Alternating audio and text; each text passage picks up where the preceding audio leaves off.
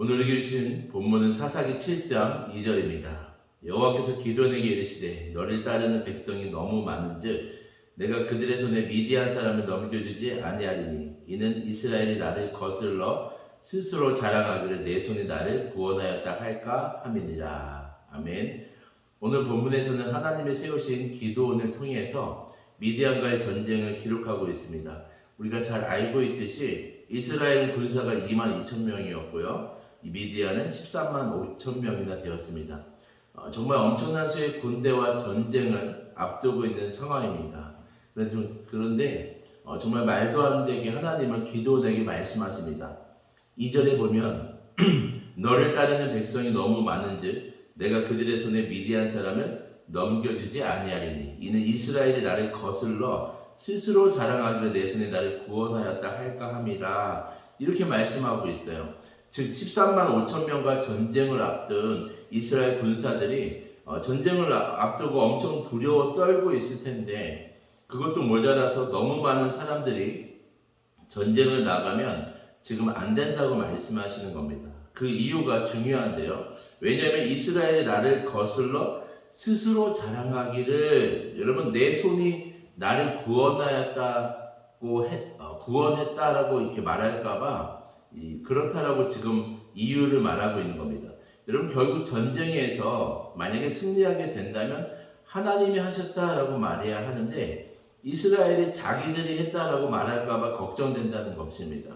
여러분 하나님의 입장에서 이것을 염두하기 때문에 전쟁이 일어나기 전에 기드온에게 지금 명확하게 말씀하시는 것입니다.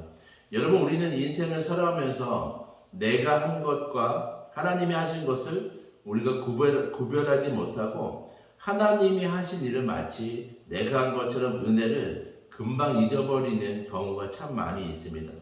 여러분 우리에게 시간을 주시고 재정을 주시고 가정을 주시고 하나님이 일하신 일들이 우리 삶 가운데 너무나도 많은데 그것에 대한 감사보다는 원망과 불평이 더 많을 때가 많다는 것입니다.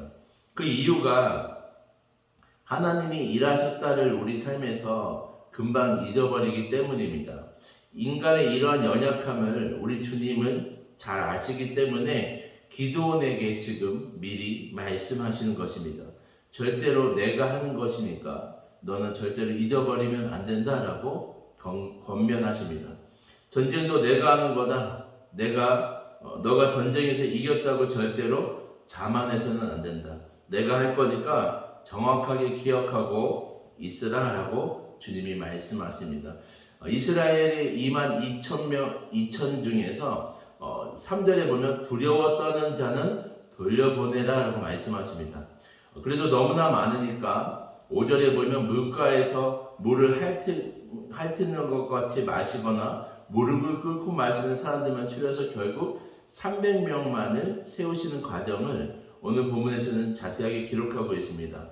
결국 기드온과 300명의 용사들만 남게 되었습니다.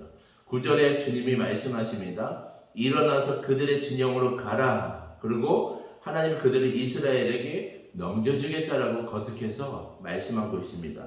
그 진영에서도 사람을 통해서 하나님이 미디안을 이스라엘에게 넘겨주는 얘기를 듣게 됩니다. 우리 하나님은 여러 사람을 통해서 환경을 통해서 기드온에게 지금 확신을 갖도록 계속해서 말씀하시는 것을 보게 됩니다. 하나님은 또 말씀하십니다. 내가 너희에게 미디안을 넘겨줄 테니까 내 말을 들으라라고 말씀하십니다. 너희는 무기를 가지지 말고 나팔과 빈 항아리와 횃불을 가지고 나아가라라고 말씀하고 계세요. 결국 하나님은 기드온과 300명의 용사에게 약속하시고 말씀하시면서 그대로 순종할 수 있는가를 계속해서 요구하신 것입니다. 이 싸움은 얼마나 무기를 많이 모으고 또 용사를 모으고 훈련을 하는 것에 달린 것이 아니라 얼마나 하나님의 말씀에 철저히 순종을 하는가에 달렸다는 것입니다.